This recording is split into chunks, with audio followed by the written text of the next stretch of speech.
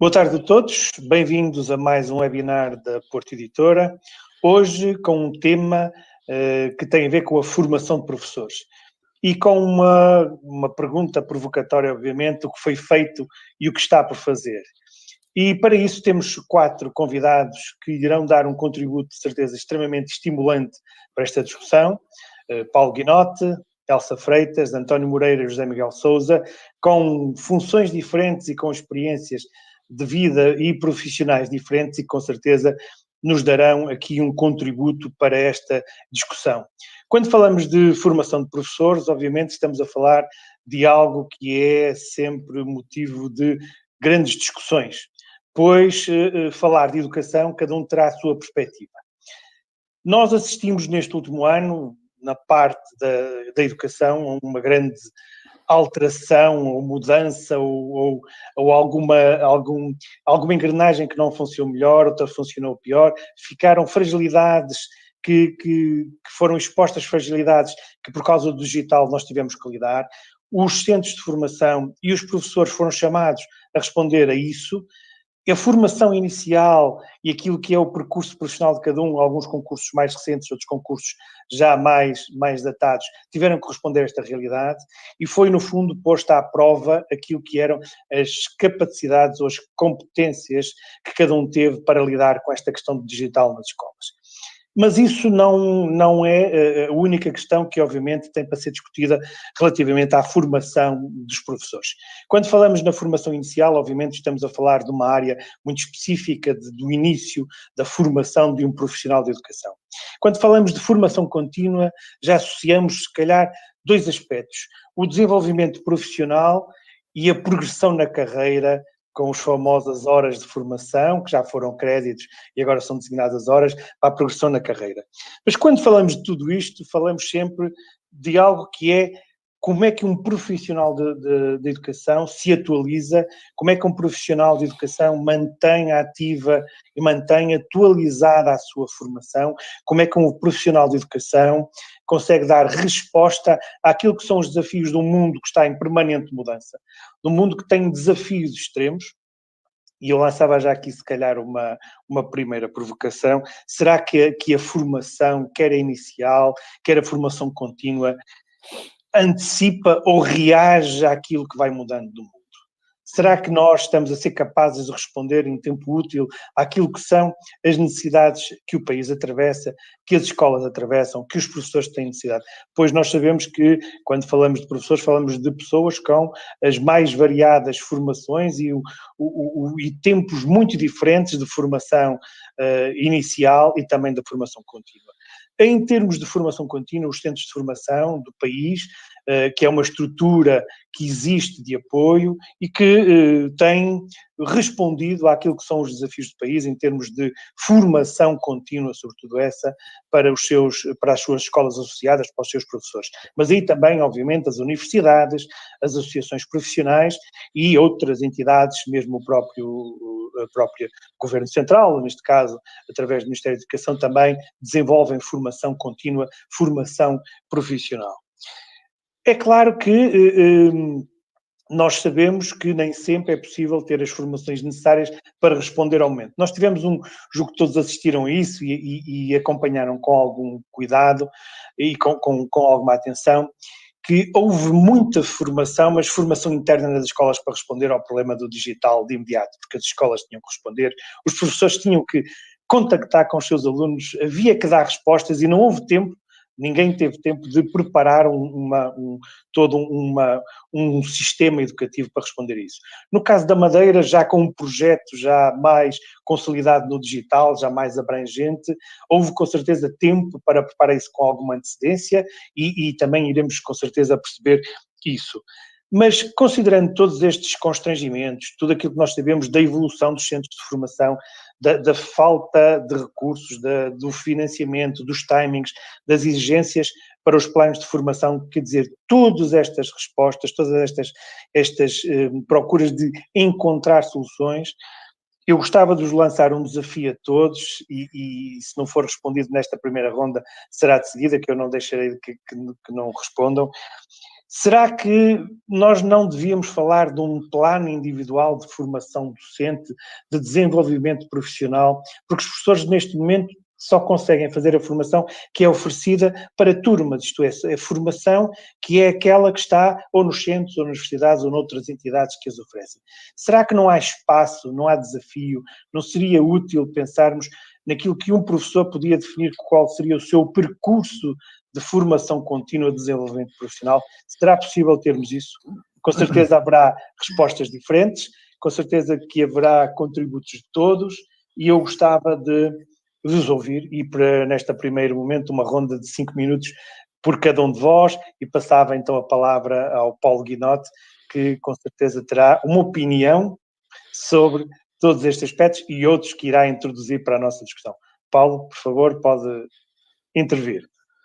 Olá a todos, antes de mais obrigado pelo convite e para participar nesta iniciativa com exatamente a minha opinião sobre algumas destas coisas, que não é ciência, é apenas a minha opinião, e que eu gostaria de dividir em duas partes, a parte da formação inicial e a parte da formação contínua, que até quase estão muitas vezes de costas voltadas e raramente se articulam.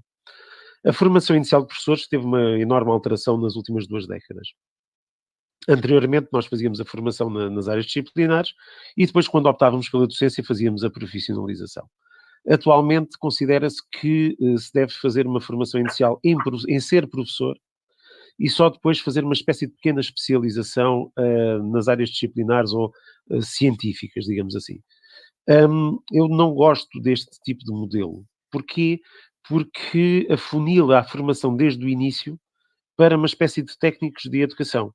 E isso talvez explique a falta de candidaturas à docência, porque este tipo de novos cursos em que o primeiro ciclo de estudos é afunilado só mesmo para a docência, portanto, o ensino de qualquer coisa, e em que o plano de estudos que eu tive a consultar, já tinha consultado há uns tempos, voltei a consultar agora há pouco tempo, é um plano de estudos, uma espécie de pequeno cientista social. É uma espécie de introdução às ciências sociais e uma espécie de introdução às ciências da educação, feito de forma muito acelerada, em semestres, com planos de estudos extremamente superficiais, e que, de certa forma, acabam por separar o futuro professor da área disciplinar ou científica que anteriormente fazia a formação inicial de quem ia para professor. Depois, no segundo ciclo de estudos, eu consultei mais a parte de história, que é a que me diz mais respeito, praticamente não existem disciplinas com conteúdos de história. Ou seja, o professor é formado para ser professor, para comunicar, mas a substância, digamos assim, disciplinar, científica, de conhecimento a transmitir, é extremamente escassa nestes cursos de formação inicial. E eu sei que é essa, neste momento, a tendência, sei que muitas das pessoas apoiam este tipo de formação, mas eu pessoalmente discordo. Acho que o professor deve ter uma forte ou uma substancial formação académica inicial e depois sim uma especialização na docência. Ou seja, eu fui formado em História, quando optei por ser professor ao fim de alguns anos, fiz uma especialização, fiz uma profissionalização que me equipou com disciplinas relacionadas com a pedagogia, com a didática, com a psicologia. Não me parece que a melhor maneira seja a inversa. Ou seja, uma formação inicial para professores em geral, aquilo que há uns 12 anos, 15, se falava no professor generalista, e depois lá se faz uma pequena especialização disciplinar. Sinceramente, discordo disso, porque afunila a formação, portanto, as pessoas que vão para esses cursos, sabendo tudo o que se passou nos últimos anos com a docência, não é uma área profissional atrativa, portanto, há menos candidatos. Muitas vezes os candidatos têm médias baixas exatamente porque entram como segunda alternativa ou terceira alternativa, e discordo desta forma de encarar a formação inicial. E podemos depois discutir isso, obviamente. Quanto à formação contínua, eu gosto dessa ideia do plano individual de formação. Eu, pelo menos, faço isso. Só que faço muitas formações que não são reconhecidas, mesmo quando são promovidas pela própria Direção-Geral da Educação, os MOOCs, não são reconhecidas para efeitos de acreditação ou de acreditação, e acumulo horas pelo meu prazer pessoal. Depois lá tenho que andar à procura daquelas que contam mesmo para a formação de acordo com a lei. E tenho pena que os centros de formação neste momento estejam praticamente sem meios para fazer algo mais do que seguir as orientações que chegam de cima. Eu tenho vários amigos que são diretores de centros de formação, tenho, aliás, um deles que era até uma pessoa bastante destacada a esse nível, e sei as limitações com que os centros de formação são confrontados. E com a necessidade de se adaptar aos humores dos financiamentos a cada mandato e a cada prioridade. Nós agora temos a capacitação digital dos docentes. Eu ainda me lembro dos tempos em que nós tínhamos que fazer uma espécie de registro das nossas competências, aquilo caiu tudo em águas de bacalhau, não saiu para lado nenhum. Tivemos, há pouco tempo atrás, aquela formação quase obrigatória nos decretos gêmeos do 54 e do 55, e é essa parte que eu discordo. Porque, de acordo com o que vinha na lei, os centros de formação de agrupamentos de escolas deviam fazer a formação que os professores das escolas comunicavam como sendo as suas prioridades. Eu falo por mim, eu praticamente não faço, nunca fiz uma formação no meu centro de formação da zona onde leciono, porque praticamente a oferta é sempre exterior às minhas prioridades. Se eu quero aprofundar os meus conhecimentos na área disciplinar de origem, eu praticamente não tenho formação. E, pelo que me foi dito, ainda menos haverá. Portanto, temos neste momento a questão da capacitação digital dos docentes. Eu já fiz uma série de formações online, como disse, não creditadas, e sei que, em termos disciplinares, praticamente não posso fazer essa formação. Em contrapartida, os centros de formação foram obrigados a ter funções que antes não tinham nada a ver com eles. Aquela que provoca mais complicações é a questão da avaliação do desempenho dos docentes. Ou seja, os centros de formação foram transformados em outras coisas do que aquilo que deviam ser originalmente, que era responder às necessidades dos professores a partir das escolas. Fazem os possíveis, mas depois são-lhes atribuídas funções completamente diferentes das originais e, lá está, têm que fazer formações que lhes são basicamente impostas. Vocês têm que fazer formação nestas áreas, caso contrário não têm financiamento para as formações, e para além disso vocês têm que, por exemplo, coordenar o SPAD, têm que coordenar a Bolsa de Avaliadores Externos. E eu acho que isso devia ser separado. A questão dos centros de formação e da formação contínua e desenvolvimento profissional dos professores, embora associada à avaliação do desempenho, não se devia misturar. E, por comodidade, atribuiu-se aos centros de formação esse tipo de funções. E a formação contínua dos professores ficou numa espécie de vamos seguir aquilo que agora, nestes 2, 3 anos, há financiamento para fazer. Eu tenho feito formações em vários centros de formação, conforme as ofertas que me aparecem, e tenho falado com as pessoas desses centros de formação e percebo os constrangimentos que muitas vezes até se sentem mal em apresentar à tutela, que é, nós não devíamos estar a fazer isto, devíamos estar a fazer outras coisas. Exatamente, devíamos estar a dar resposta àquilo que os professores pedem para nós fazermos. E como eu disse, no meu caso do centro de formação, praticamente a oferta que no meu departamento, na minha escola, é apresentada como prioritária, raramente é satisfeita. E então temos que andar a fazer formações à volta. Lá está, não interessa se é para avaliação de desempenho, não sei se interessa se é para horas, se é para créditos, mas, por exemplo, no período de contexto, eu recorri a MOOCs, quer de universidades estrangeiras, quer da plataforma NAU, para me atualizar em plataformas e em recursos, porque a formação que era dada pelo centro de formação estava à espera da autorização, e estava à espera de ter o formador certo, e estava à espera de uma série de autorizações burocráticas que a mim não me parecem prioritárias quando se trata do desenvolvimento profissional dos docentes. Ok, E ficaria por aqui nesta intervenção inicial, que já está longa.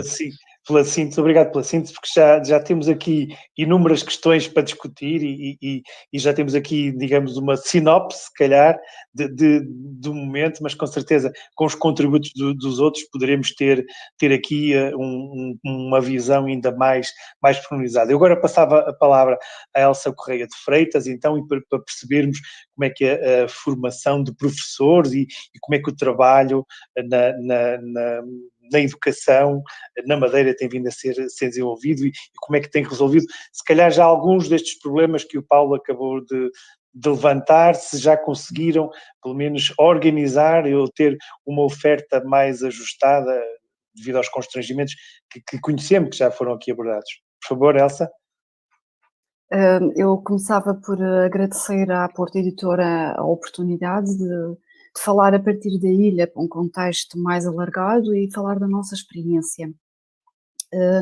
Efetivamente, algumas das questões que foram há pouco abordadas, nós já conseguimos, de certa forma, ultrapassar ou temos uma visão diferente para as abordar.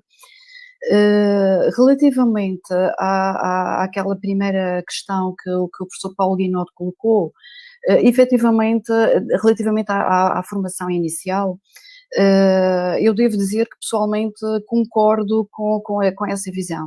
Eu entendo que o exercício da profissão relativamente aos professores implica também um envolvimento pessoal das pessoas, e aquilo que eu também sou de História, e aquilo que apaixona um professor de História não será exatamente o que apaixona um professor de Geografia, ou aquilo que leva um professor a se envolver com a matemática poderá não ser exatamente aquilo que apaixona o professor da Geologia, da Biologia.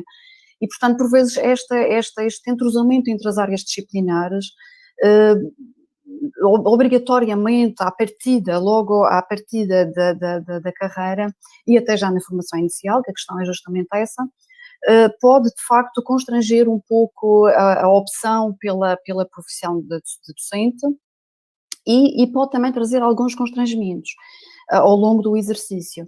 E a propósito disso, recordo-me que durante algum tempo nós justamente tentámos, na nossa oferta formativa, também contemplar essas situações, porque tínhamos um conjunto de professores também que estavam a lecionar matemática, mas que vinham de outras áreas, e sentíamos que isso poderia ser, de facto, limitativo no melhor exercício e na melhor forma de ensinar.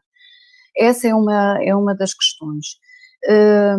No que diz respeito à formação contínua, efetivamente, nós temos quase desde o início em que surgiu o regime jurídico da formação contínua, nós aqui na Madeira, e isso, enfim, será um pouco da condição da ilha, de termos por vezes que ultrapassar algumas questões que se nos colocam, e então temos que ser se calhar mais inventivos, e também porque a própria autonomia regional também nos permite por vezes aproveitar aquilo que tem de melhor a legislação nacional e acrescentarmos algumas características, algumas questões que são mais particulares nossas, mas que nós acreditamos que de facto elas trazem-nos mais valias e que nos ajudam a desenvolver o nosso trabalho. E uma dessas questões de facto tem a ver com a forma como nós estruturamos aqui a formação contínua, e que nos permitiu, de certa forma, alguma plasticidade na forma como a organizamos, sem ter talvez aquela rigidez tão forte relativamente às modalidades que são oferecidas. Eu volto outra vez à exposição do professor Paulo Guinotto, quando falava da questão dos NUCs. Nós, por exemplo, já há longo tempo que temos uma atitude diferente relativamente a este tipo de formação. A formação que é feita, que é realizada à distância. Eu lembro-me sempre que no início, quando nós começámos a fazer formação à distância, fomos interpelados pelo Conselho Científico Pedagógico, que também somos entidade acreditada e também temos já ações de formação acreditadas, embora tenhamos um sistema regional específico, que é esse que nos permite mais alguma flexibilidade na gestão, na escolha das modalidades que vamos organizando e na forma como também juntamos as pessoas. E daqui resulta que, efetivamente, nós vamos procurando dar essa resposta mais consentânea com aquilo que são as necessidades que vamos sentindo, mas sempre com uma preocupação de corresponder, portanto, quando no início nos colocava aquela questão de um plano individual para o professor, o plano individual fará sempre sentido, porque cada um age individualmente, embora haja num contexto que é o da sua escola, que é o da sua região, não é verdade?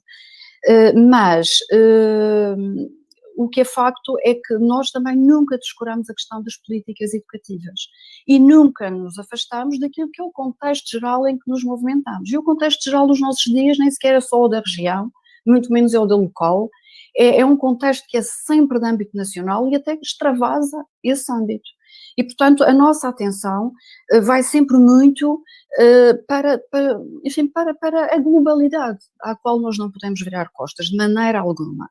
E, portanto, há sempre que encontrar algum equilíbrio entre esta vertente do individual, e é óbvio que as pessoas têm que ter uma resposta que sintam que também as espelha, e que lhes vai dar resposta às dificuldades, às barreiras que vão surgindo no exercício profissional, mas importa sempre atender às políticas educativas. Não faria sentido eu estar a dar resposta ao indivíduo sem atender a essa questão estratégica mais alargada e que, como eu dizia no início, não se reporta só ao nosso país, mas reporta-se a um todo que é global. De um modo geral, aquilo que nós debatemos hoje aqui na Madeira não é tão diferente daquilo que é debatido no todo nacional e daquilo que é debatido em tantos outros países no mundo. E, portanto, eu julgo que é mais importante procurarmos essas pontes, procurarmos aquilo que de facto nos vai atingindo, acho que posso usar este termo, do que estarmos só a pensar eu como pessoa o que é que preciso para desempenhar melhor a minha função. Acho que vamos sempre procurando pontos, acho que é por aí que devemos caminhar. E onde me parece que pode ser mais importante essa resposta individualizada é efetivamente e eventualmente nesta questão do digital. A questão do digital nos nossos dias também não é sequer caso para pensar, para debater, é tão natural como respirar. A gente pode deixar de respirar, mas não vai longe. E da mesma forma o digital também faz parte dos nossos dias, faz parte do nosso dia-a-dia, como se nós tivéssemos que viver em duas camadas, a da terra e a do digital, a da nuvem, que nos une de uma forma diferente, que nos leva a caminhos e a sítios e a locais muito também diferentes, mas temos que conviver. Desafio. Exatamente. Um grande desafio para todos. Eu peço desculpa interromper para tentarmos tudo bem. dar Já aqui tinha chegado ao fim.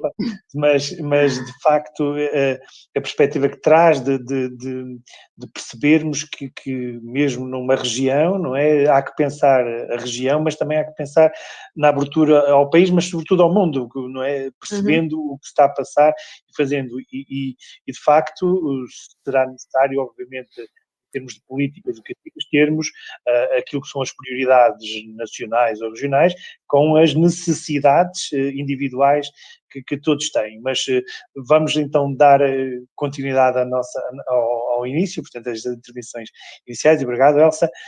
E agora, passando para o sistema de ensino superior e para a Universidade Aberta, e percebendo que a Universidade Aberta, nestes desafios destes tempos que vemos do digital, estaria com certeza já com um caminho feito, com uma experiência que sei que também foram partilhando, que sei que também foram colaborando com todos os que falavam, mas, e aproveitando aquela ideia inicial dentro da formação inicial e a formação contínua e o papel que as universidades aqui possam ter na formação de professores, entre aquilo que é a necessidade de um professor, mas também a necessidade que o país tem de ter políticas educativas e de as definir e de desenvolver formação nesse aspecto.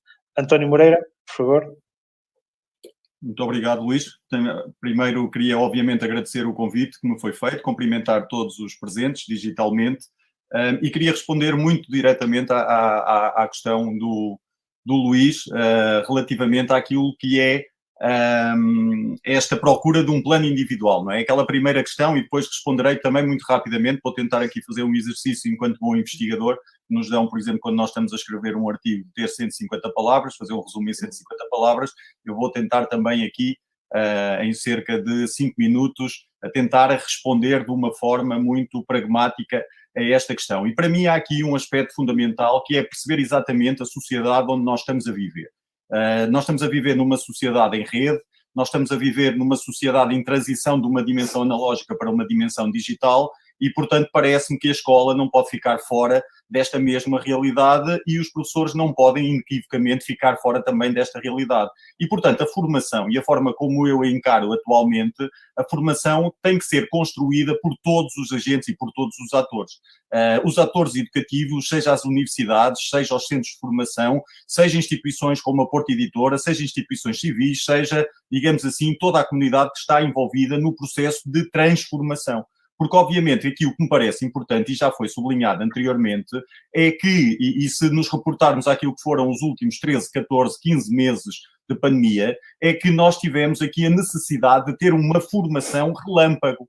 E esta formação relâmpago e aquilo que nós procuramos enquanto professores foi tentar reajustar-nos a uma realidade completamente virtual. Aquela realidade onde a universidade já navegava e navega há alguns anos e, portanto, que não teve dificuldade em ajustar-se, mas que houve uma necessidade de ajustamento das próprias escolas. E quando eu estou aqui a falar de um ajustamento, não foi um ajustamento para uma escola digital que se enriquece apenas com tecnologias, com aplicativos, com softwares. Estou, essencialmente, a falar de uma escola virtual, de trabalhar em ambientes virtuais, de trabalhar em sistemas de gestão de aprendizagem ou plataformas, como vocês quiserem chamar. E, portanto, esta formação, obviamente, e respondendo ao Luís, quando nós falamos aqui num plano individual, obviamente que isto é fundamental. Não tem sentido absolutamente nenhum eu pensar na minha formação e apenas pensá-la naquilo que possa ser apenas um projeto nacional ou um projeto coletivo. Tem que claramente ter um projeto pessoal que tem a ver com um diagnóstico que nós fazemos àquilo que são as nossas necessidades para nos desenvolvermos profissionalmente e até academicamente. Eu diria mais que nós temos aqui um papel que muitas vezes está apenas associado à própria universidade, enquanto professores que são investigadores. Eu acho claramente que os professores têm também que ter uma dimensão de investigação que se associa àquilo que é a leitura, a análise, o estudo das suas práticas para poder transformá-las. Tem que haver um diagnóstico, efetivamente, e eu perceber quais são as minhas limitações, seja numa área científica, seja numa área pedagógica, ou seja numa área tecnológica ou digital, para perceber exatamente qual é o caminho que eu quero traçar. Obviamente que isto não pode estar desligado daquilo que é um projeto coletivo, daquilo que possa ser um plano de ação para o desenvolvimento, eu diria, pedagógico ou digital das escolas, os PADs, que agora estão a ser construídos. Claramente tem que haver aqui planos formativos que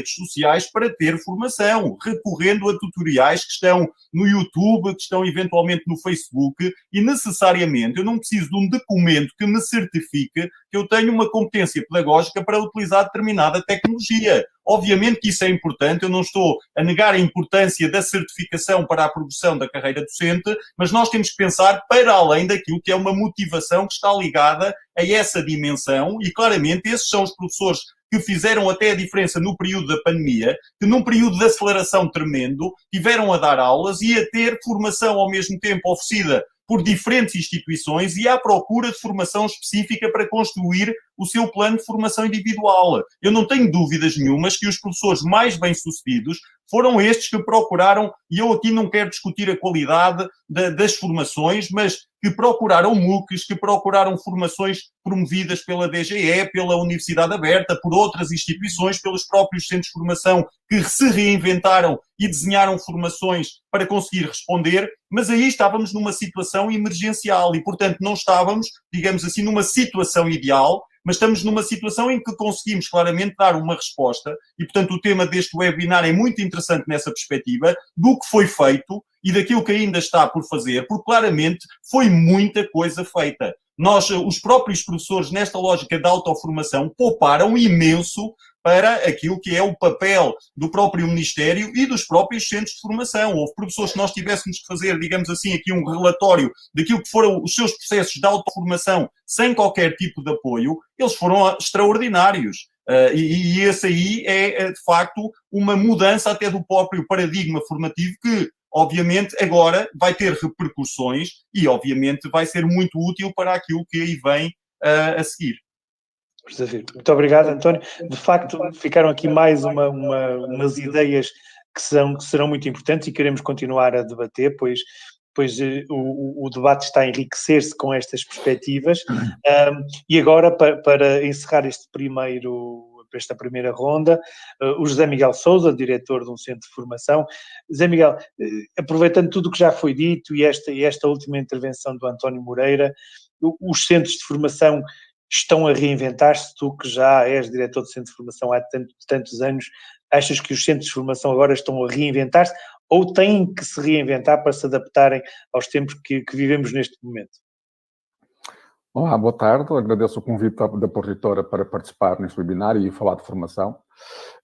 Respondendo mais diretamente ao ponto assim, os centros de formação estão permanentemente a se reinventar. Repara que foram criados em 92, num contexto de dualidade, portanto, num contexto muito diferente, e fazem no próximo ano 30 anos de existência. Portanto, se não se tivessem reinventado ao longo destes anos, não se tivessem se adaptado, não tivessem se reformulado, não estou a falar na sequer na reformulação da rede, não teriam com a atividade e com a importância que tem hoje no nosso sistema educativo. A dualidade é quase uma permanência. Há pouco tu falavas se costumamos antecipar ou se costumamos reagir, e eu ia até mais atrás para quando os centros de formação foram criados, foram também com uma dualidade. Por um lado, eram centros de formação de associações de escolas, quer dizer, era a ideia de transformar uma entidade que localmente para trabalhar com as escolas e com os professores, mas, por outro lado, eram também, digamos, entidades que o Ministério pretendia que estivessem no terreno a colocar as suas políticas educativas. Esta dualidade tem estado sempre ao longo do tempo presente, por isso que muitas vezes os centros de formação antecipam necessidades formativas e reagem sempre também consoante as escolas necessitam. Se formos pensar até, no caso do for no nosso plano de formação atual, nós estamos a reagir, de facto, àquilo que é o modelo que está desenhado para esta formação, para a tutela para o digital, mas também estamos a antecipar, portanto, temos formação ligada, por exemplo, a espaços makers, estamos a começar a construir as nossas escolas. Ou seja, aqui uma antecipação e uma reação. E essa participação do outro exemplo foi, no caso do Eduforo, dava um conjunto de formação. Em 1999, nós começamos a fazer formação de professores certificada pelo Conselho Científico, à distância. E reparar em 99, se pensarmos, não estávamos, as condições de internet não eram estas. E essa antecipação permitiu que alguns centros, no caso do Eduforo, quando se deparamos com a pandemia, nós antes de migrarmos toda a formação, como foi o ano passado, para a formação à distância, nós tínhamos 18% do nosso plano de formação que estava no terreno já realizado à distância. E isso foi uma antecipação. A antecipação para nós, enquanto entidade formadora, com a experiência que tínhamos adquirido e facilmente podemos pôr todo o nosso plano a trabalhar à distância, uma antecipação também para muitos dos nossos professores, que ao longo dos anos a terem frequentado formação à distância, estavam muito mais capacitados, muito mais preparados para também poderem lecionar à distância, porque percebiam perfeitamente que eu não posso estar 2 horas numa conferência a falar como se fosse numa sala presencial, porque o contacto do olhar, a reação humana das pessoas é completamente diferente. Portanto, esta aqui foi também uma antecipação. E o reinventar-se, por exemplo, dos nossos grandes constrangimentos é, de facto, a dependência sempre dos fundos comunitários. Ou seja, e quando há um terreno entre um quadro comunitário e outro, ficamos um pouco parados sem informação. Mas não ficamos parados. Eu recordo-me muito do ano 2014, 2015, desse ano ativo, e eu, na altura, era representante de informação aqui da região.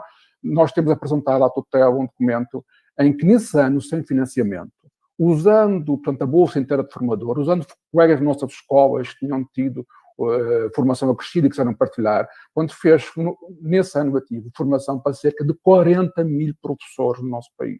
Eu recordo que a própria tutela olhou para os dados e depois tentou obter os dados de outra forma que se confirmou. Portanto, conseguimos nos reinventar mesmo sem estar em alturas de financiamento. Portanto, esta tem sido uma matriz dos centros, portanto, ao longo de todo este tempo. Não é? E nós temos um modelo de formação que, de facto, eu acho que foi muito inovador quando pensamos nas oficinas, em que contabilizamos o número de horas que as pessoas trabalham sem estar com o formador, ou quando temos uma formação na modalidade de projeto, na modalidade de centro de estudos.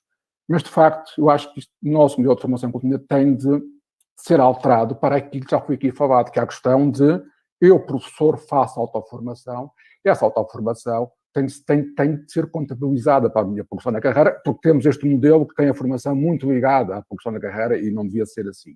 E, portanto, esta questão de nós termos um professor, ter o seu percurso formativo. E eu acho que também, digamos, não deve haver uma predominância do modelo da necessidade individual sobre a necessidade, digamos, da escola, do coletivo. Tem de haver aqui um misto. Mas se tiver um professor que fez um MOOC, que fez autoformação, essa formação, portanto, não tem efeitos, digamos, burocráticos, não é? E isso o termo aqui, a propósito para ele, isso tem de ser alterado, temos de encontrar a forma como alterar isso, não é? Agora, mesmo tendo uma grande dependência do financiamento, há coisas muito interessantes que essa dependência não impossibilita. Nós, neste momento, estamos com o plano de ação para a transição digital e nós temos portanto, as oficinas de formação que estão no programa da Escola Digital, mas também temos um conjunto de ações de formação que foram financiadas.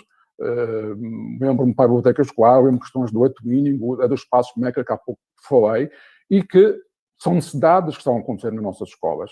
Antes deste plano de formação, mesmo sendo um plano de formação financiado pelo PLCH, nós tivemos, portanto, liberdade para, com as escolas e com os professores, portanto, desenhar o plano de formação. Um plano de formação que terminei há cerca de um mês, no EduFor, e que era o plano de formação de 2020. Nós tivemos 70 turmas de formação na área da filosofia, na área da matemática, nas áreas das didáticas, em disciplina, também na parte do digital. Nós já tivemos anteriormente esse plano de formação, um outro plano de formação, que tinha uma matriz era baseado um pouco na questão do professor na sua turma. Eu tinha uma ação de formação para professores de matemática, em que tinha uma parte de matriz comum, à mesma ação de formação que era para os professores de línguas estrangeiras. Porquê? Porque eles pertencem ao mesmo conceito de turma. Era muito baseada nesta ideia de ter diferentes formadores das diferentes áreas disciplinares, mas a trabalhar com os professores naquilo que as escolas em conjunto desenharam como tendo uma matriz comum daquilo que eles necessitavam, e já tinha a ver com o digital. Então, está aqui, da nossa parte, da parte dos centros que estão no terreno, onde uma grande liberdade também, às vezes mais, às vezes menos, não é? Para poderem desenhar os seus planos de formação que vão de encontro não só às necessidades individuais dos professores, mas também às necessidades da escola enquanto organização. Portanto, por exemplo, neste momento, a criação dos quadros nas escolas, e as escolas olharem para si próprias e perceber o que é que podem fazer a nível coletivo e a nível individual. Reparem, nunca tivemos aquilo que estamos a ter neste momento, que é uma conjugação de fatores. Nós vamos ter todos os nossos alunos com um dispositivo eletrónico, portanto, um computador portátil, com ligação à internet, as ligações nas escolas vão melhorar, os professores também. E o que é que vamos fazer com isto? Deixar, portanto, não mexer à porta de entrada? Temos de perceber o que é que podemos fazer com isto. Nós percebemos que o digital está aí. Agora, como é que nós podemos usá-lo para bem do processo de ensino-aprendizagem? Isso é que é imprescindível. Por isso, todo este plano de formação que está a ser desenhado, e bem desenhado, na minha opinião, e toda esta interligação, os nossos formadores estão a trabalhar em conjunto, não é? Então, há aqui um trabalho muito interessante que tem sido feito ao longo do tempo. Esta reinvenção, esta dualidade, não é? Tem existido também positiva, não é? Portanto, nós podemos sempre ver, tirar daqui o que é mais positivo de tudo. E, portanto, são entidades que estão no terreno, respondem a políticas educativas, mas também podem responder às necessidades das escolas. Hoje encerrei inscrições para uma ação de formação, não tem nada a ver com o financiamento, tem a ver, portanto, com dislexia nos primeiros anos, e a fonte de financiamento não é essa, tem a ver com um projeto Erasmus, nós estamos a desenvolver e a trabalhar com coisas estrangeiras, portanto, há sempre outras formas. Portanto, para nós, EduFor, a falta de financiamento não foi impeditivo de um grande número de trabalho, como para muitos centros no país. Ok, muito obrigado, Zé Miguel. Já temos agora mais uma perspectiva enriquecedora e eu agora passava então para um segundo ciclo de conversa e, portanto, podemos passar a partir destes vossos contributos para perceber, e eu agora aí voltava ao Paulo Guinote, que deu o arranque a esta discussão e gostava de lhe perguntar, nós já percebemos um bocadinho o que foi feito, já percebemos um bocadinho o que está por fazer e será que nós conseguimos encontrar algumas soluções, eu não digo a solução porque não existe, algumas soluções para um professor que tem o percurso que têm e os professores que tiveram este ensino de emergência, digital de emergência, mas o digital agora, quer pelos equipamentos, quer pela necessidade, quer por termos também aprendido algo com a pandemia e com este paragem das atividades presenciais para a distância. Paulo Guinotte, o que acha? Acha que existem algumas soluções que possam agora aproveitarmos este ciclo que agora se inicia do digital na escola, e como é que isso pode ser trabalhado quer pelas escolas, quer pelas entidades formadoras? Há algumas soluções para isto? Ora bem, é assim, realmente não existe uma solução apenas, e existem equilíbrios a ser feitos, e eu compreendo perfeitamente isso, e temos que ter sempre a noção daquilo que é a resposta à conjuntura e ao contexto e uma visão de longo prazo. Ora, aquilo que eu às vezes lamento é nós estarmos às vezes a reagir apenas ao curto prazo. A aposta no digital não é a primeira vez que é anunciada. Uma das vantagens do envelhecimento do pessoal docente é já ter passado por estas novidades várias vezes. Aliás, a mim o que me cansa é aquela inovação que eu já ouvi há 20 anos e depois é repetida, e isso, isso aí às vezes é que é um bocadinho desanimador. Por exemplo, o facto de nós temos que adaptar as coisas. Nós temos uma legislação para a progressão na carreira que nos últimos anos fez com que as pessoas fossem correr às formações, quisessem fazê-las ou não.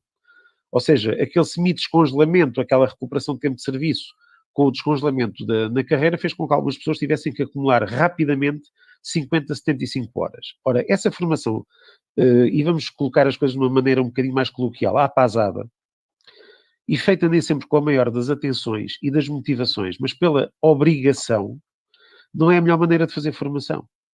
Fazer a formação por obrigação ou por pressão do contexto é apenas uma resposta à emergência. Tal como nós falámos em ensino remoto de emergência, nós também tivemos a formação remota de emergência. Felizmente, por exemplo, para mim, o facto de muitos centros de formação terem passado a sua formação quase toda para online facilitou-me o acesso a formações em locais onde eu pessoalmente, presencialmente, não iria.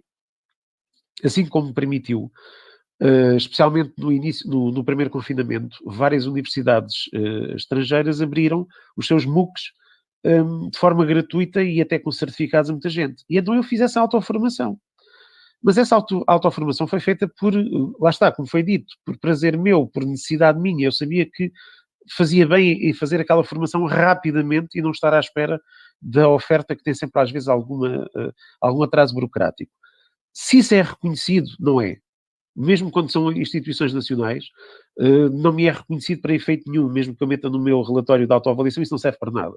Claro que me serviu na prática para trabalhar com os alunos. Deixa-me só interromper aqui para...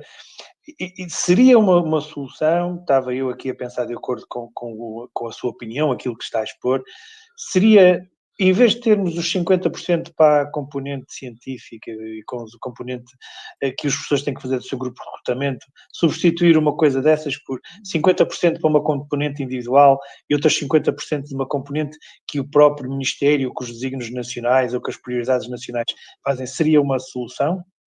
É uma possibilidade. Por exemplo, os 50% na área científica de origem, neste momento, praticamente não são cumpridos em muitos sítios. É feito vista grossa, porque não há oferta suficiente. Portanto, isso...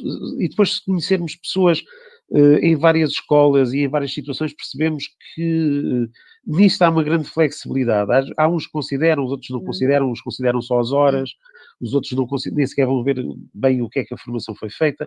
Aí há uma enorme diversidade. Mas, ao mesmo tempo, a abertura a essa diversidade de soluções devia ser a tal, entre aspas, solução. Ou seja, permitir às pessoas que, cumprindo questões básicas, lá está, nós também temos algumas questões básicas, mas se eu fizer um MOOC da Universidade de Yale, por exemplo, acerca da utilização de meios digitais na educação, porquê é que isso não é considerado, mas é considerado se eu fizer, promovido pela DGE, pelo formador que eu conheço há 25 anos e que já não me ensina nada, porque já ensinou há 25 anos o mesmo. Desculpa, mas é assim. Isso é, vamos agora passar para... Isso é uma boa questão, julgo que nos fará também... Deixe-me só dizer uma coisa. Sim, as pessoas que estão a assistir, as pessoas que estão a assistir ao nosso webinar e a muitos outros webinars, podem colocar isto na sua avaliação de desempenho, pode ser muito rica para elas, mas muitas vezes não é considerado para nada, e devia ser. Muito obrigado. Eu passava então agora para a Elsa e perspectivando como é que é possível fazer, eu gostava de colocar em cima da mesa, como é que a Madeira, a região autónoma de Madeira, se organizou para lançar um desafio global com um projeto alargado, regional, como é que se organizaram em termos de formação, como é que foi este projeto da escola digital, ou uma escola mais digital, digamos assim, como é que discutiram isso? Eu acho que seria interessante para nós percebermos como é que se pensa uma coisa numa escala maior, se bem que dentro de uma região, e com aquilo que referiu de terem a possibilidade de ajustar aquilo que são legislações nacionais, mas ajustada à região. Acho que seria interessante perceber, e também como é que chegaram aos professores e como é que o envolvimento deles foi em todo este processo formativo, que sei que é fundamental para qualquer processo de inovação ou de mudança que se pretende fazer acontecer. Elsa, por favor.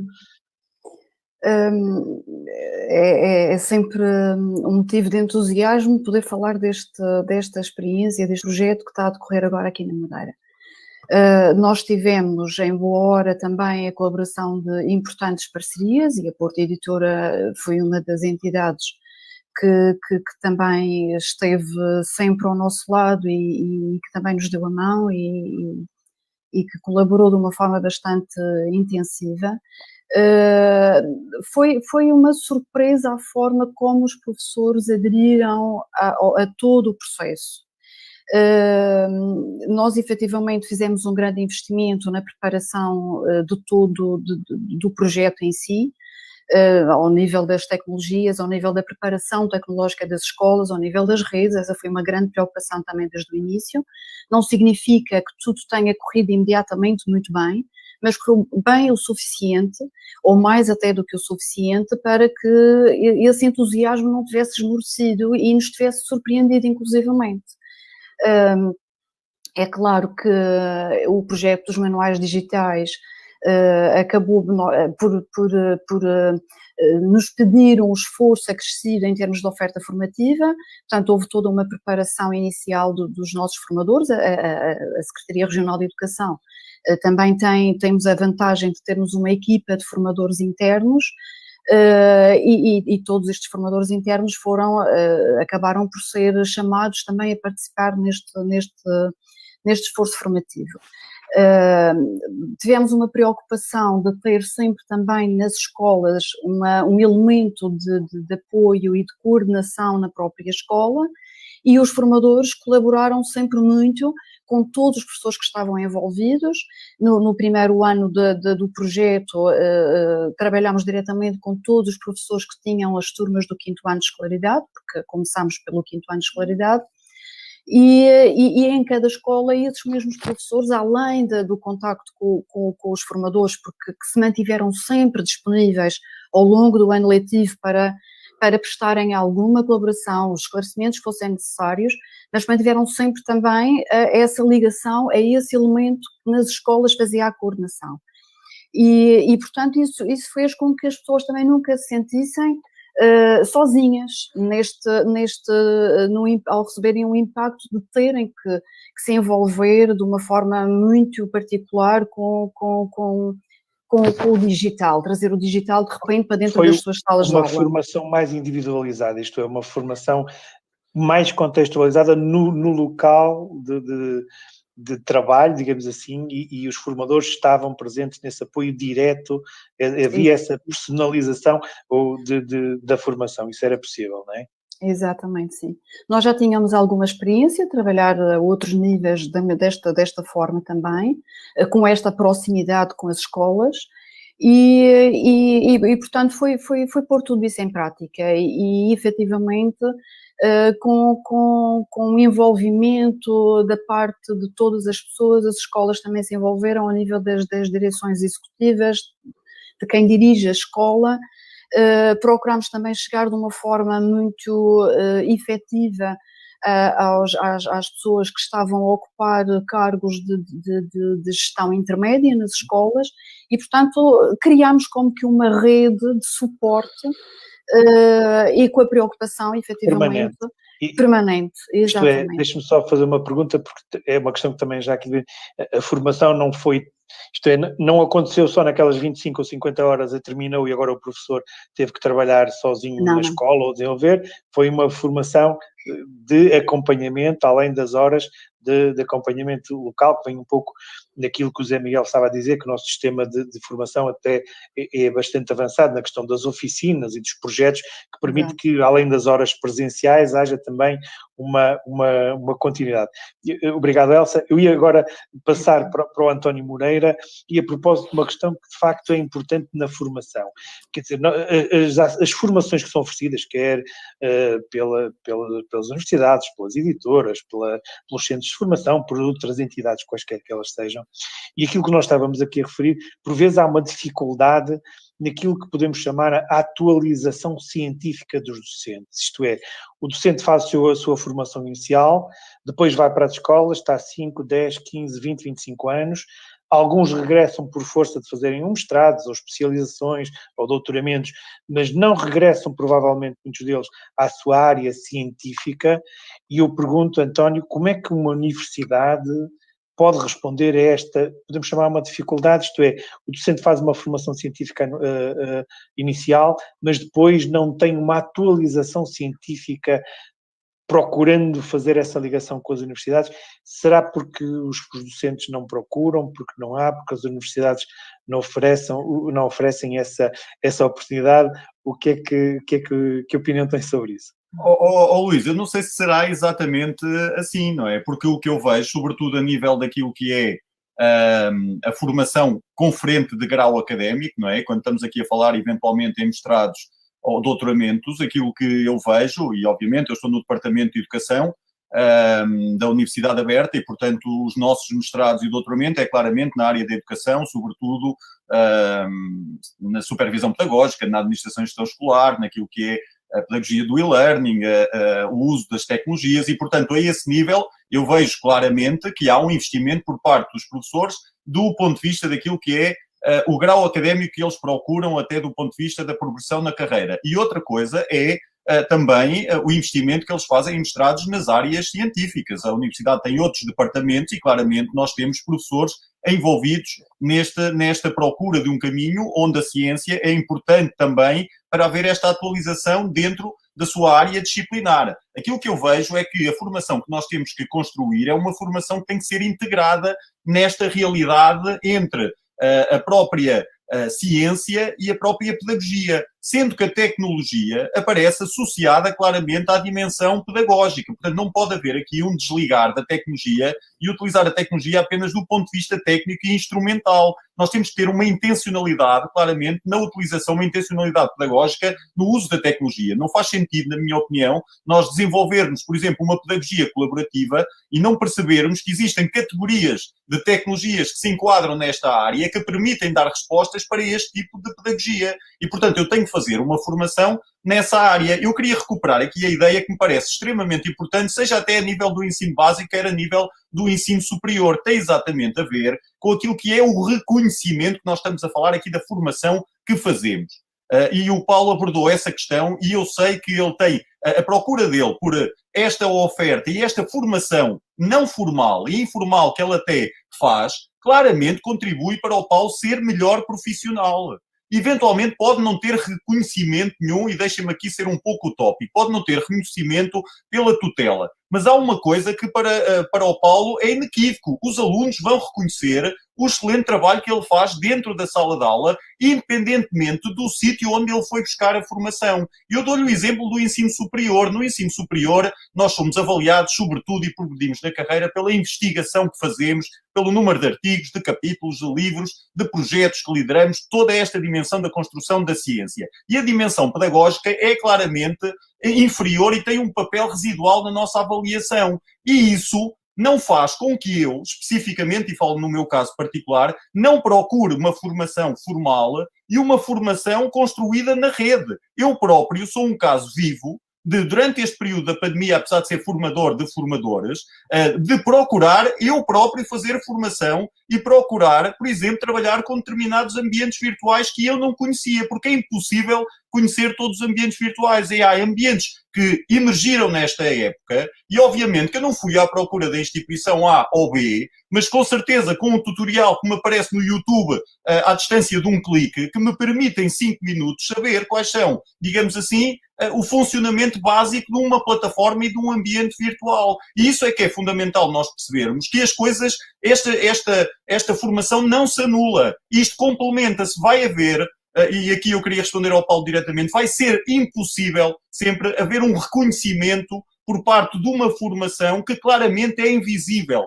Ela não se vê, faz parte deste nosso plano individual. Vê-se no retorno que os meus alunos me dão, de dizer que gostou muito das aulas, de que aprenderam imenso desta forma, com esta metodologia, com esta tecnologia que utilizamos, e isso é uma verdade inquestionável, que podemos até eventualmente não chegar ao escalão, a não ser professor catedrático, mas ninguém tira o mérito de eventualmente ser um professor que procura a excelência através desta formação contínua, de uma aprendizagem ao longo da vida, que tem que existir constantemente. E a pandemia trouxe-nos este exemplo, claro, e trouxe muita coisa à superfície, e foi sublinhado também esse aspecto de que, efetivamente, houve aqui uma mudança repentina e muitas vezes sem tempo para pensar efetivamente nela e o que é que ela representa. Eu acho que neste momento nós temos um momento importantíssimo para meter um travão, para desacelerar, para pensar e refletir que escola é que nós vamos construir, que formação é necessária, porque basta ver o plano de educação digital da Comissão Europeia com um espectro temporal 21-27, para perceber que isto não é uma corrida de 100 metros, é claramente uma maratona, e se nós andarmos agora a acelerar, e acelerarmos mais em 14 meses do que eventualmente em 5 ou 10 anos, como o Paulo dizia, daquilo que era o impacto dos planos do PTE e de outros planos que existiram, a pandemia foi, digamos assim, dos planos imprevistos que mais acelerou este processo de transformação. E há aqui, e Luís, deixa-me dizer isto, parece-me extremamente importante. Há aqui o cenário A, que era o cenário que o Paulo dizia, com muitos planos, de uma dimensão claramente analógica, ficou visível analógica, porque se nós estivéssemos em escolas tão virtuais ou tão digitais, não haveria esta dificuldade de adaptação à pandemia. Durante a pandemia, nós fizemos um trabalho extraordinário de adaptação, atenção, não ao digital, na sua dimensão daquilo que é a utilização do computador ou do tablet dentro de uma sala de aula física, mas trabalhar sobretudo em ambientes virtuais de aprendizagem, e grande parte dos professores nunca tinha trabalhado num ambiente virtual. Não estou a dizer que não tinha trabalhado com tecnologias digitais, estou a dizer que nunca tinha trabalhado numa realidade imersiva a 100% de ambientes virtuais e, portanto, de certa forma, de uma forma rápida, tentou ajustar-se. Não vamos aqui discutir se foi ensino digitalizado, ensino remoto de emergência, se foi educação à distância, se foi educação digital em rede. Houve uma coisa que de facto aconteceu. Os professores ficaram mais competentes digitalmente. Não sei se utilizaram adequadamente estes ambientes e se conseguiram utilizar toda a potência dos ambientes virtuais. O que me preocupa neste momento, e com certeza será outra discussão, é exatamente perceber qual é o espaço e o tempo que vão ocupar estes ambientes virtuais de aprendizagem. Não é as tecnologias dentro da sala de aula. É estes ambientes. Vamos sofrer um apagão. O que é que vai acontecer às plataformas? Por isso é que eu digo que havia o cenário A, da dimensão pré-pandemia, o cenário B, da pandemia, e o cenário C, que é pós-pandemia, que, na minha opinião, tem que ser uma hibridização desta realidade que nós tínhamos. E, portanto, eu não quero regressar a março de 2020. Eu quero claramente ter aqui, digamos assim, uma realidade que se hibridize com isto que nós conseguimos apropriar-nos na parte do virtual da pandemia, com a realidade que nós tínhamos, não fazendo tábua rasa e percebendo que a discussão da própria formação tem que partir da pedagogia e não tanto centrada nesta questão do próprio digital, porque a discussão não é digital. A discussão claramente é da pedagogia e de um uso pedagógico deste digital para enriquecer a própria educação.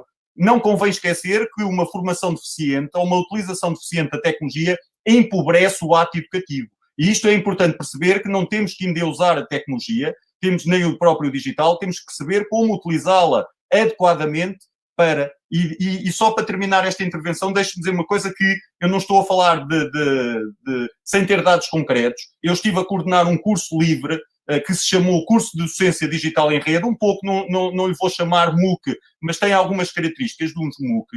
Teve cerca de 1.400 ou 1.500 professores envolvidos, e é curioso era um curso livre, em que apenas cerca de 300 pediram certificado.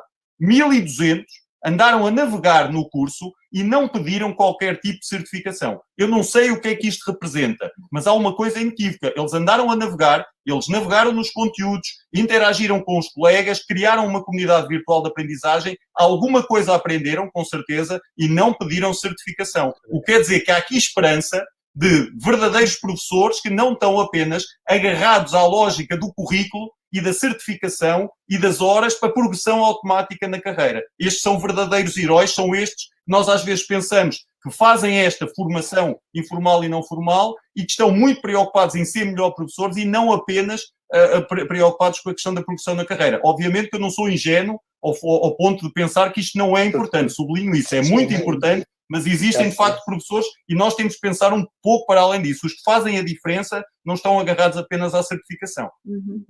Nós com certeza conhecemos essa realidade no sentido em que, obviamente, quem faz a formação e os motivos pelos quais a faz, mas estes são tempos de mudança e serão tempos de mudança e como o António acabou por fazer um excelente resumo, é que nada fica igual. Nós não voltamos ao analógico, nem voltamos ao digital a 100%, isto é, à distância. Nós temos que perceber como é que nos adaptamos e os próprios centros de formação, não é? Agora dando a palavra ao Zé Miguel, os próprios centros de formação fizeram, os que já tinham experiência continuaram e foram mais rapidamente, mas mesmo aqueles que não tinham experiência, não tinham a utilização do digital e à distância, arranjaram forma de resolver para que a formação não parasse e como tu referias, desde o seu início os centros de formação têm vindo também a reinventar-se. Mas este é um momento que provavelmente também trará mais mudanças, porque a questão que aqui já foi muito aflorada, a questão dos MOOC, a questão destes cursos mais online, onde as pessoas possam, os cursos livres, os cursos que também são promovidos por várias entidades, que papel é que eles passarão a ter também nos centros de formação, ou não haverá espaço para eles, e também a questão dos MOOCs, e a questão também de percebermos como é que a formação, que agora até 2023, em termos de financiamento, está definida, portanto surgirão outras, mas de iniciativa local, ou outras que possam surgir, mas como é que os centros de formação responderão a este desafio?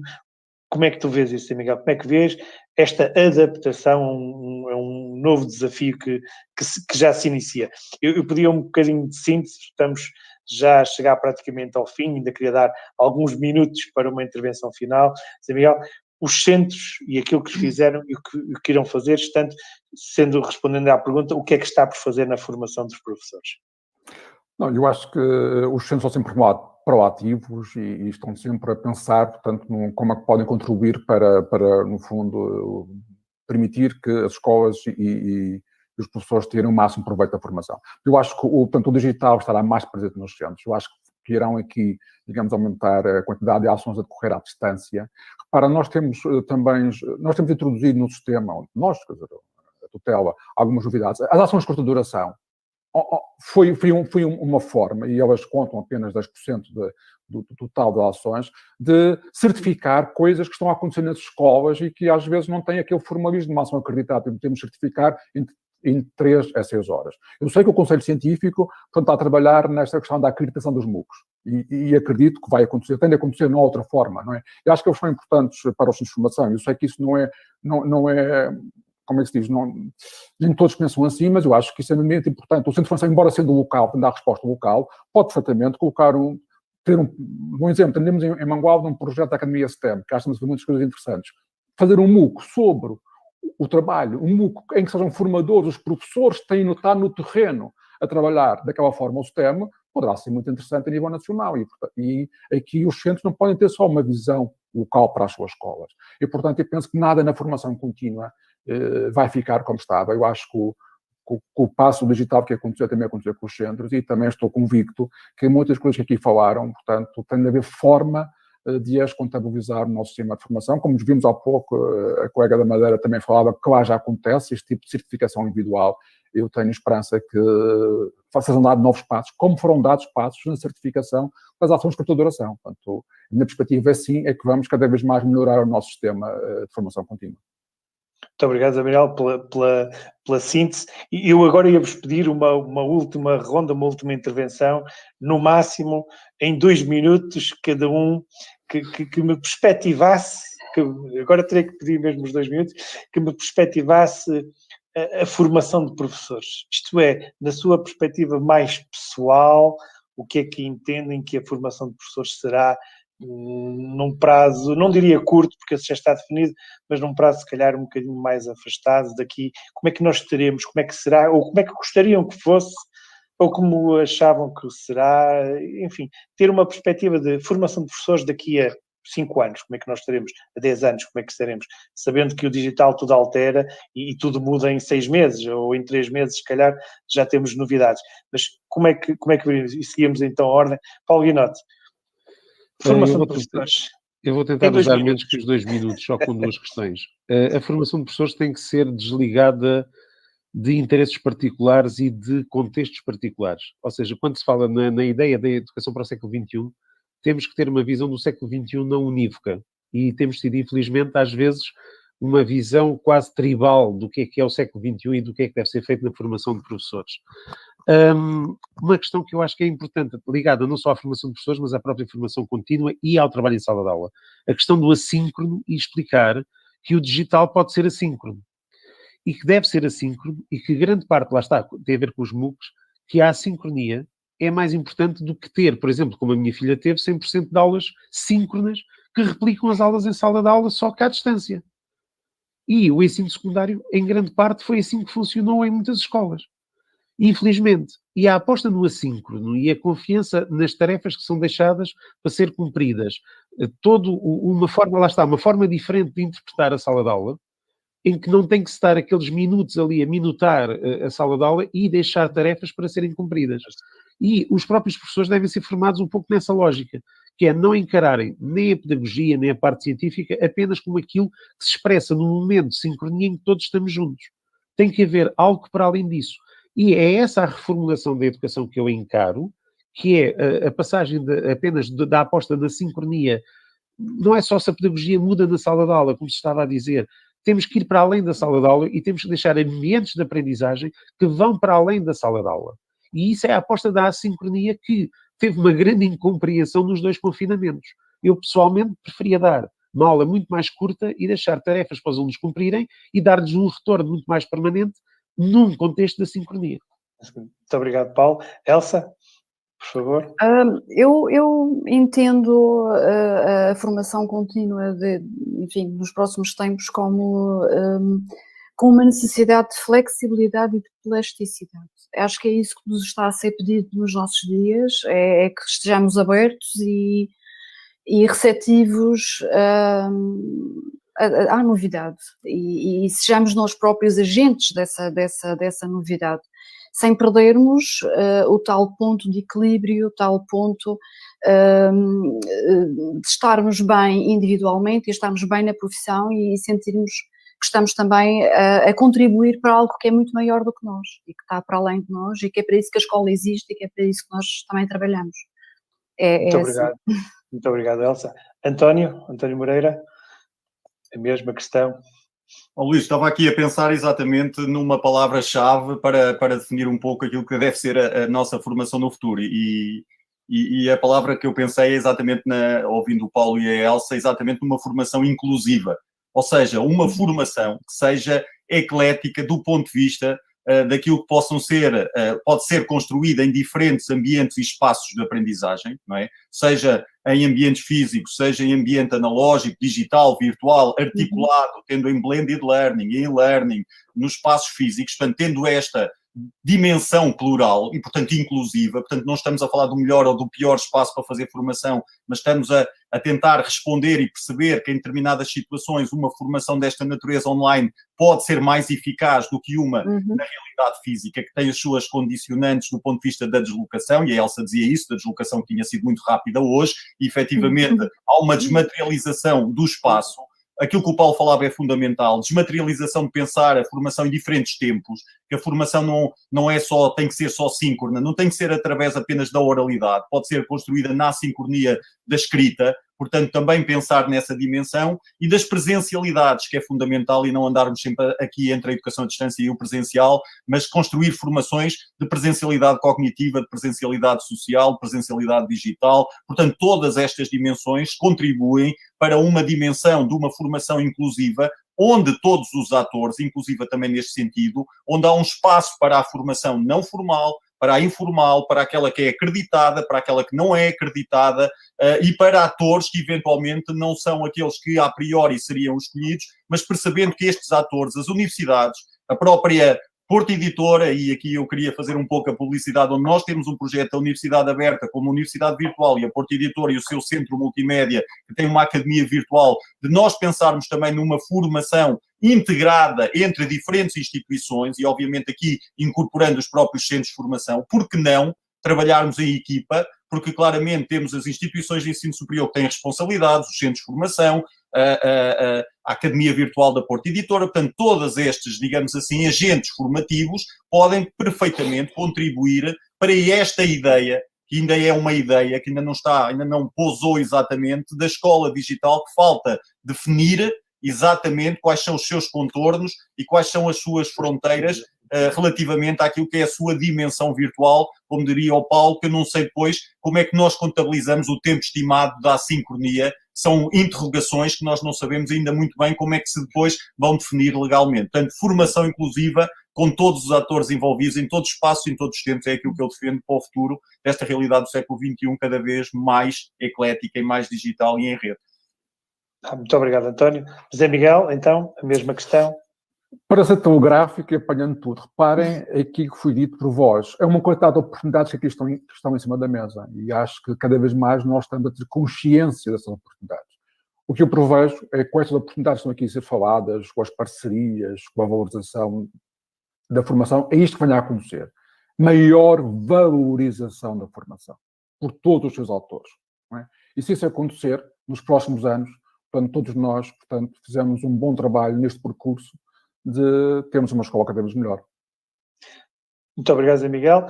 Resta-me agradecer aos convidados de hoje pelos excelentes contributos que deram, pelas reflexões. Já vimos que teríamos a parte 2 e a parte 3 e a parte 4, porque há aqui tantos assuntos que não se esgotam nos 5 e 2 minutos que o moderador vos tentou cercear neste webinar. Para mim foi um gosto enorme, um prazer enorme estar a moderar um painel com todos. Temos aqui ideias excelentes, acho que há aqui propostas execuíveis, sabendo e havendo vontade para as fazer. Também muito já foi feito, algumas coisas faltam por fazer.